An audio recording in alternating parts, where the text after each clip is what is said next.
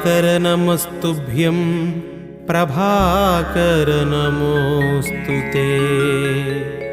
सप्ताश्वरथमारूढं प्रचण्डं कश्यपात्मजं श्वेतपद्मधरं देवं तं सूर्यं प्रणमाम्यहम्।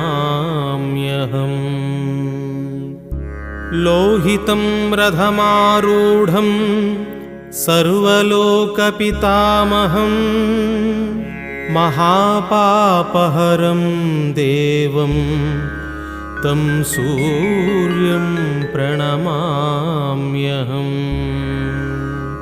त्रैगुण्यं च महासूरं ब्रह्मविष्णुमहेश्वरं महापापहरं देवं